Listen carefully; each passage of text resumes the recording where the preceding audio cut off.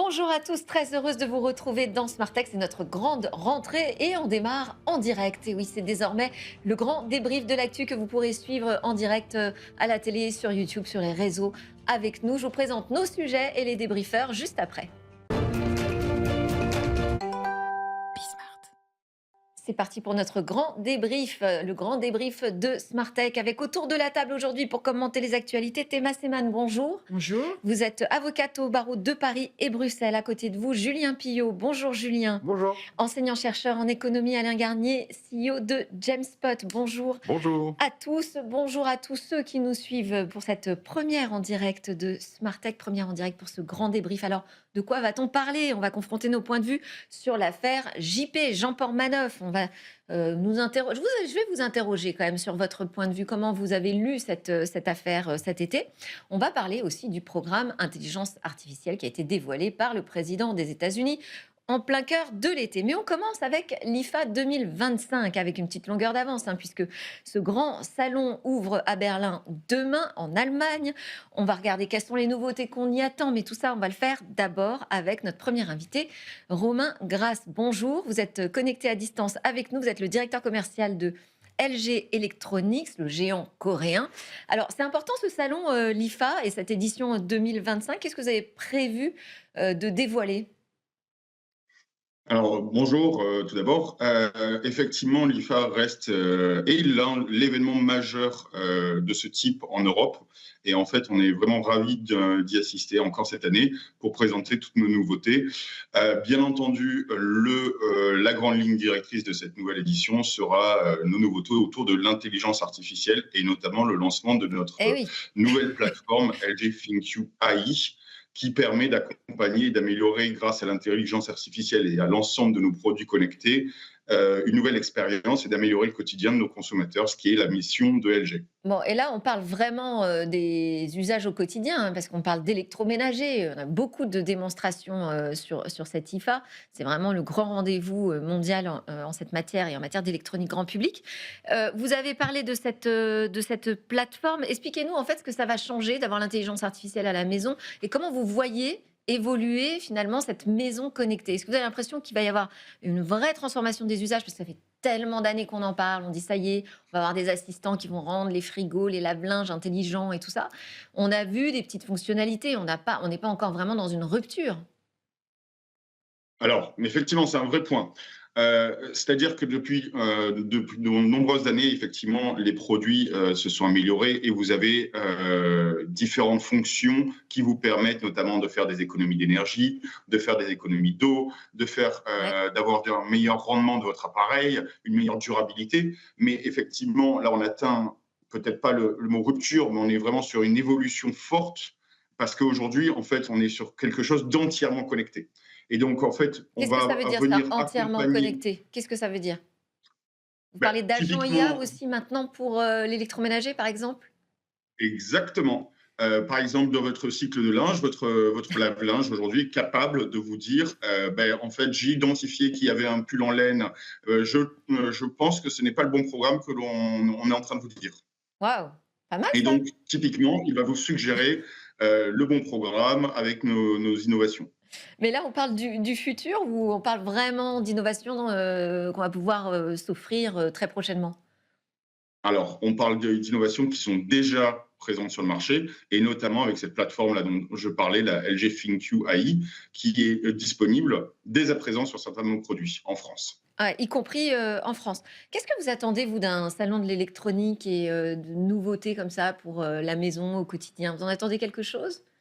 D'abord, il va falloir apprendre à s'en servir. Je rappelle que la problématique du numérique, c'est d'abord l'usage. C'est vrai. Donc, on peut avoir des super outils qui sont inutiles, mais si je peux arriver à sauver mes pulls en coton et mes pulls en laine et les couleurs, le blanc et le noir de mes fringues, déjà, je serais plutôt assez contente. Ouais, c'est assez tentant, hein. Plus, On nous dit qu'il y a des lessives qui font ça très bien, mais pour l'instant, non, on est non, mais d'accord, ça ne marche si vous pas. vous trompez de programme, vous êtes quand même eu, hein. Exactement. Donc, Ouais. mais si en plus on peut avoir une aide pour, surtout quand on a des journées très intenses, pour arriver à structurer ce qu'on doit faire, les rappels et les endroits où il faut aller. Peut-être aussi que les phobies administratives des uns et des autres, qui sont quand même assez nombreuses, pourraient être un peu mieux soignées que celles qu'elle n'est aujourd'hui. Julien, vous en attendez quelque chose d'un salon comme l'IFA? Parce qu'on est là, on est avant le CES de Las Vegas, où Mmh. on va nous montrer plein de choses dans les voitures, les télévisions, les écrans. On est après Vivatech, où on a vu comment l'IA transforme l'entreprise, dans les logiciels beaucoup. Là, on est vraiment sur l'innovation très appropriable. Vous en attendez quelque chose? En tant que geek, et je pense que c'est ce qui nous réunit aussi très souvent sur le plateau de Smart Tech, Ouais. évidemment que j'en attends toujours quelque chose de ces salons qui sont des grands moments d'annonce et qui arrivent à point nommé pour nous projeter sur un avenir qui est parfois proche, puis parfois un peu plus lointain, qui laisse aussi entrevoir des nouvelles fonctionnalités et de nouvelles façons de faire les choses qu'on pensait pourtant immuables. Et tout ça grâce à la technologie. Après, en tant qu'économiste, moi, je rappelle que c'est des salons qui sont aussi là pour faire du business en coulisses, beaucoup de B2B, organiser la rencontre souvent entre des fournisseurs et des constructeurs, des producteurs. Et ensuite, toujours qu'économiste, mais également en tant que citoyen, j'aimerais que l'accent soit parfois un peu moins mis sur la tech, et notamment en ce moment sur l'intelligence artificielle, et un peu plus sur la durabilité. Parce qu'il y a de vrais Mm. soucis en matière d'obsolescence programmée, si je puis employer les termes, qui posent des problèmes à la fois environnementaux, mais aussi qui posent des problèmes en matière de circuit économique, notamment de flux. en fait. Après, il y a des directives justement qui s'imposent aujourd'hui sur la capacité de fournir des pièces jointes, des pièces jointes, pardon, des pièces détachées. Oh là là, On je est suis trop dans le on est numérique, moi. là. Ouais, trop. Vous avez une réponse là-dessus sur la durabilité? Alors effectivement, je rejoins totalement l'avis partagé, c'est-à-dire qu'aujourd'hui, nous, chez LG, on travaille à développer l'indice de durabilité, ce qu'on appelle en anglais sustainability, et de proposer les produits les plus viables et les plus forts sur sur ce segment. Oui, mais très Donc concrètement, ça veut effectivement, dire que c'est un cet agent IA, par exemple, il va m'alerter pour des points de maintenance, par exemple, sur l'entretien. Parce que, en fait, typiquement. quand on achète une machine, je ne sais pas, vous avez déjà lu le mode d'emploi pour voir comment fallait l'entretenir? Non. Donc, si on peut avoir un assistant qui s'en occupe, ça pourrait être intéressant. En même temps, on a tort de pas lire le mode d'emploi, mais Il il est tout trop à long, fait, trop tout compliqué. à fait, mais on ne le fait pas quand même. C'est tellement simple a priori à utiliser qu'on ne fait pas cette démarche. Alain, sur l'IFA? Moi, et puis sur le fait, effectivement, de tous ces objets connectés, en fait, ils sont connectés à Internet, mais le problème qui leur monte aujourd'hui, et donc avec nos smartphones, c'est d'être connectés entre eux. Ouais. Moi, par exemple, j'ai un lave-linge et un sèche-linge. Moi, ce que je veux, c'est à un moment donné quelque chose qui prenne les éléments qui sont dans l'un pour les mettre dans l'autre. Voilà, mais là, il vous faut un humanoïde. Et voilà. Et bon, moi, la vraie voilà. rupture, on voit bien les trucs tendanciels. Là, cet été, on était en vacances, on a vu des lave-vaisselle plus sophistiqués les uns que les autres. Là, on était dans nos locs. On voit bien qu'effectivement, il y a pas mal d'intelligence dedans. Voilà. C'est pas toujours simple de s'en servir parce qu'effectivement, il y a pas mal de mais Et qu'on ne lit pas le mode d'emploi. et le mode d'emploi. Mais par exemple, moi, j'ai beaucoup utilisé l'IA cet été pour m'en sortir. Hein, c'est tout, hein. Je me pose des questions. Je suis devant telle lave-vaisselle, machin, qu'est-ce que je dois faire comme programme? Et on règle le problème collectif de quel programme on va mettre. Mais la vraie question, c'est quand est-ce que les assiettes et les verres remontent dans le placard sans qu'on le fasse nous? Mm. Donc en fait, moi, je pense que la rupture, et on la voit arriver, moi, c'est ça que je regarde beaucoup et que je suis beaucoup, c'est ces robots humanoïdes. Peut-être un peu lent, peut-être au départ un petit peu disgracieux, mais enfin, qui à un moment donné, s'il passe mon linge d'un côté de l'autre, c'est une vraie opération qui, pour le coup, parce que c'est pas parce que j'ai une alerte smartphone alors que je suis à l'extérieur que je vais pouvoir le faire. Donc, il faut voir qu'à un moment Alors moi, donné... j'ai bien suivi cet été, il y avait des nouvelles vidéos justement d'humanoïdes qui étaient capables de prendre le linge dans un panier, de le mettre dans une machine. Ça, c'était assez spectaculaire parce qu'on ne se rend pas compte qu'il soit totalement autonome Oui, dans ses oui. manipulations. C'est extrêmement complexe. Je ne sais pas si chez LG, vous avez présenté ou vous allez présenter un humanoïde, mais après tout, moi, j'ai toujours quand même cette question de est-ce que l'humanoïde est vraiment le plus pertinent pour réaliser certaines tâches? Moi, j'aime bien l'idée quand même d'avoir encore un super robot aspirateur, voilà, qui est la tête d'un truc qui aspire bien partout chez moi, quoi. Romain Grasse, en matière de questionnement sur le futur de la domotique, finalement, via les humanoïdes ou via des robots hyper spécialisés? Quel est votre point de vue Alors, chez LG? Pour répondre aujourd'hui, déjà, comme je le disais, nous avons des applis qui font que votre lave-linge répond à votre sèche-linge et se coordonne sur différents cycles. On n'a pas encore le robot qui déplace le linge. Ouais. Là, on nous en parle très souvent. Mais par exemple, à l'IFA, là, on va présenter un nouveau robot aspirateur qui, grâce à l'IA, va être capable de détecter les obstacles et éviter de buter et d'abîmer le robot. Donc, typiquement, effectivement, l'IA corrobore cette domotique et développe les usages. Eh ben, merci beaucoup Romain. On continue, nous, à commenter l'actualité et on vous laisse préparer ce salon important. À très bientôt. Merci d'avoir été dans Smart Tech, dans notre grand débrief en direct. Alors, le sujet que je voulais aborder absolument avec vous, c'est la mort en direct sur la plateforme Kik du streamer français Raphaël Graven, connu donc sous le pseudo Jean Pormanoff. Je voulais avoir votre lecture de cette affaire. On commence par qui? Julien? Je vais forcément avoir une lecture assez économicisante de l'affaire et rappeler que derrière ces plateformes, il y a de la concurrence et que ces plateformes, pour être performantes, pour pouvoir percer, pour pouvoir avoir des créateurs de contenu qui posent des contenus et ce de façon extrêmement régulière, suivre une concurrence extrêmement forte. Et dans le cas de Kik, la politique de la plateforme, c'était de rémunérer les créateurs de contenu jusqu'à 95% des abonnements qu'ils arrivent à prendre, et ce, pour essayer d'être très attractifs dans une concurrence qui l'oppose à Twitch, où Twitch récupère entre 50% et 70% du produit des abonnements. Donc on comprend bien qu'il y a une concurrence derrière économique pour attirer des créateurs de contenu qui eux-mêmes attirent de l'audience, et que ça pousse aussi ces créateurs de contenu à créer des contenus qui sont toujours plus addictifs, qui vont toujours plus loin dans l'outrance ou dans le trash, de façon à se démarquer dans un magma concurrentiel de tous les instants. Et à la fin, ça peut donner des drames. Et on en a vu un en direct pas plus tard que cet été. Donc, ce que vous remettez en question, c'est le modèle économique, finalement. Il n'y a pas que ça. Il faut qu'on parle de régulation. Mais il y a des personnes autour de la table qui seront mieux encore placées que moi pour en parler. Alors, Mais oui. c'est vrai qu'au départ, il y a quand même cette question de concurrence aujourd'hui exacerbée sur le plan économique qui pousse en fait les acteurs, qu'il s'agisse des plateformes ou des créateurs de contenu, à modifier leur comportement, et généralement plutôt dans le mauvais sens que dans le bon. C'est toujours cette question de l'économie de l'attention. Alors, effectivement, sur le point justice, Clara Chapaz, donc, a tout de suite, quelques jours après, a annoncé, a déclaré: Kik est mon combat, j'assigne la plateforme en justice. Il y avait déjà une enquête qui était ouverte. Par quel bout il faut prendre cette affaire, en fait? Parce qu'on n'a pas pu éviter le pire. Alors, d'abord, moi, je trouve qu'elle était assez révélatrice et j'espère qu'elle sera assez vertueuse sur la suite de ce qui va se passer sur le contrôle des contenus. En préalable, je voudrais dire, on a déjà, et c'est pareil que la machine à laver d'ailleurs, des régulations dans tous les sens extrêmement compliquées et plus personne ne sait par quel bout les prendre ni qui est responsable.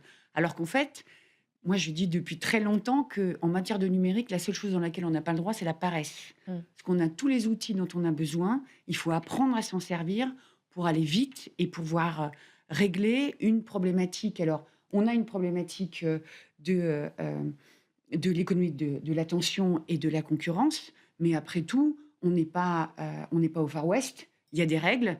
On n'autorise pas la vente de la cocaïne en air libre au prétexte que c'est rentable. Donc, c'est pareil pour le numérique. Mais est-ce que c'est une question de paresse ou une question de courage? Non, c'est une question de capacité d'imposer nos règles? Non, je pense que c'est une question de... D'ailleurs, la seule chose qui m'a gênée dans l'intervention de la ministre et de l'Arcom, c'est cette espèce de message de l'impuissance qui est la dernière chose qu'on puisse faire alors qu'il y a des moyens de pouvoir travailler. Et pour prendre leur défense, ce n'est ni à la ministre du numérique ni à l'Arcom de faire les poursuites habituelles qu'on doit pouvoir faire, les signalements, etc. etc. On a aujourd'hui différentes règles dont il faut apprendre à s'en servir et qui doit interpeller pour s'en servir. On a la loi LCEN qui aurait pu servir aujourd'hui. Exactement, qui n'est pas si récente, modifiée par la loi SREN, qui permet des procédures accélérées en saisissant le juge judiciaire pour faire enlever un contenu. C'est d'ailleurs ce que la ministre a utilisé aujourd'hui. On a eu un parquet saisi à Nice qui a quand même convoqué les 2 streamers et qui les a mis en garde à vue et les a libérés au prétexte qu'il n'y avait pas de plainte de la personne qui subissait les sévices. Ouais. Aux dernières nouvelles, je rappelle le principe du droit pénal. Le droit civil, c'est la problématique entre des individus ou des personnes morales ou physiques dans leur intérêt personnel. Le droit pénal, c'est l'intérêt de la société. On n'a pas besoin de plainte pour poursuivre.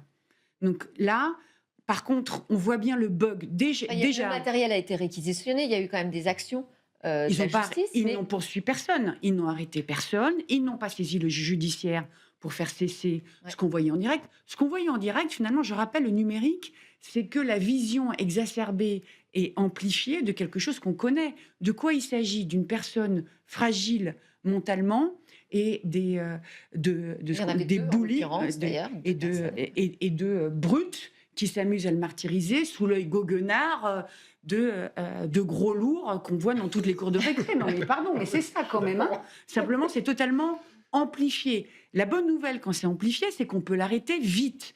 La vraie question, c'est qui aurait dû saisir et saisir qui?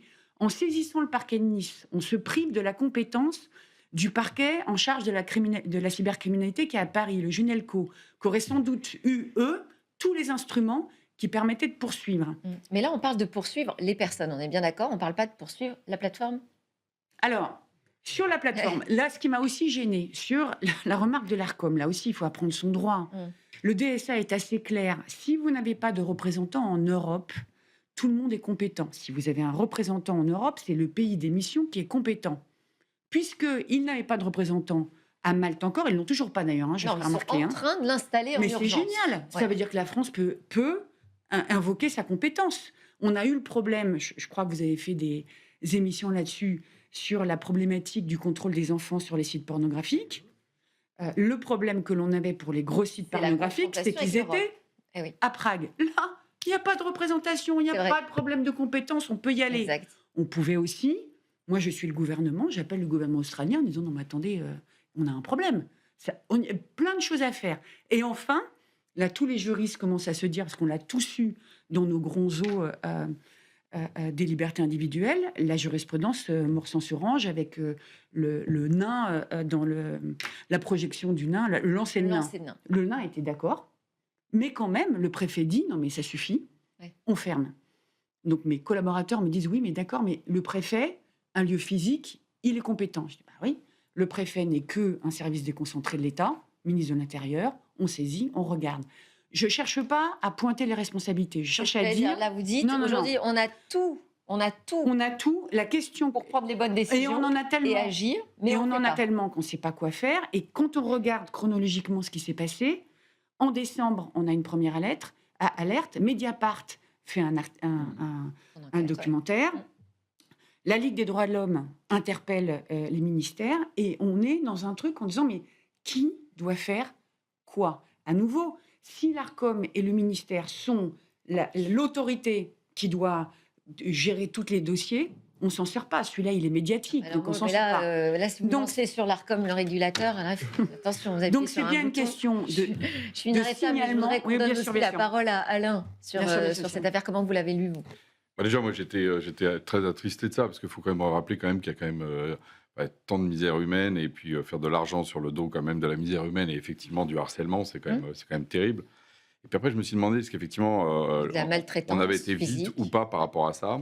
Et finalement, moi, je suis complètement d'accord avec ce qu'il vient de dire sur le côté juridique, etc. Par contre, on est baigné dans un bain qui est quand même un peu différent.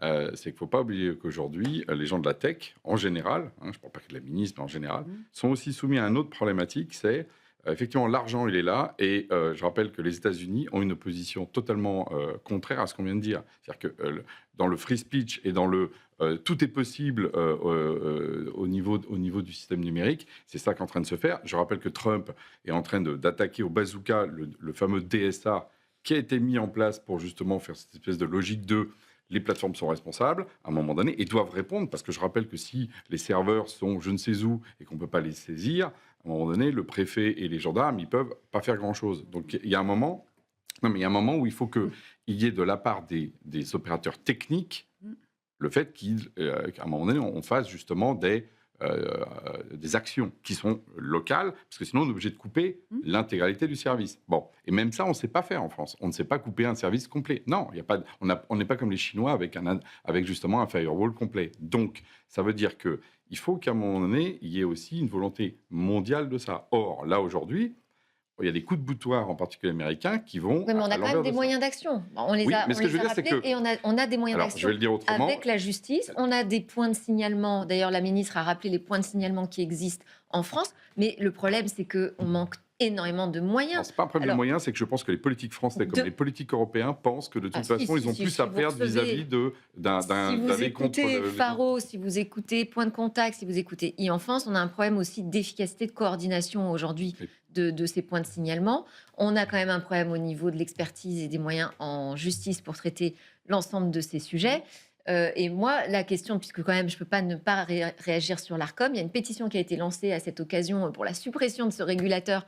Comment peut-on imaginer qu'un régulateur puisse surveiller l'ensemble des contenus qui sont diffusés sur Internet, qui fasse le même job que ce qu'il a fait sur quelques chaînes de télévision?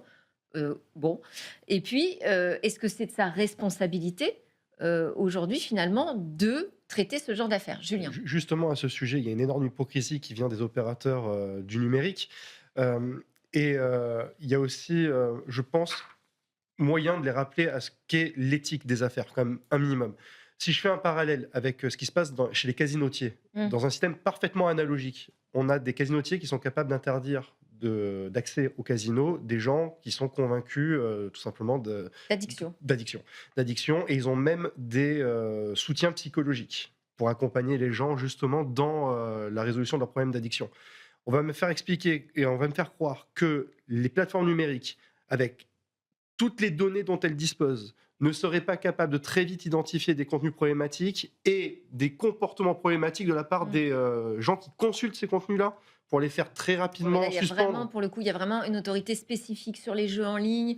Internet, c'est très vaste. Théman, parce qu'après, on va passer aux Juste États-Unis. Très rapidement, parce que moi, je co-dirige un groupe de travail sur la liberté d'expression, justement, dans le numérique, justement, pour regarder comment on peut faire fonctionner nos systèmes. Par rapport à ce que vous dites, les grandes plateformes, elles jouent plutôt le jeu. Le DSA est fait pour ça. En fait, à votre question, et aux problématiques de moyens, on a toujours des problématiques de moyens si on les met de côté. Le DSA dit quoi? Le DSA dit, on alerte la plateforme prend la décision. Si on n'est pas content de la décision de la plateforme, on va dans l'ARCOM. Si on n'est pas content de la décision de l'ARCOM, on va devant le Conseil d'État. C'est écrit, c'est pas si compliqué. Pourquoi on fait ça?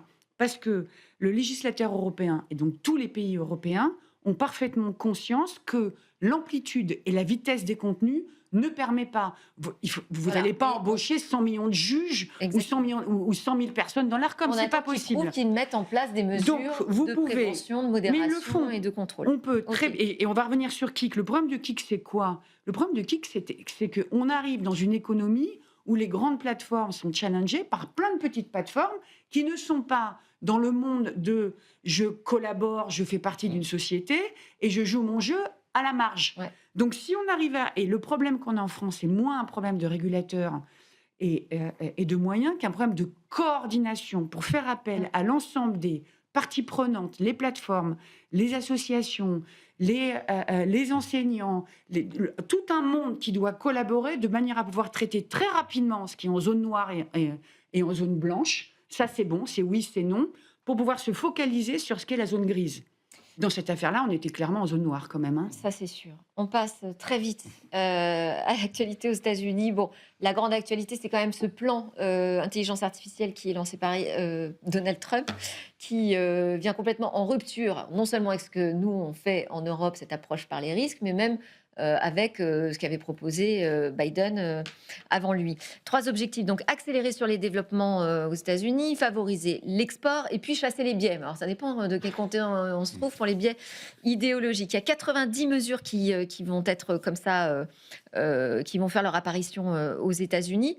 Est-ce que vous vous dites, enfin je ne sais pas, quelle est votre interprétation là-dessus? Parce qu'un des messages, c'est de dire il faut vraiment qu'on fasse la course en tête, nous, Américains.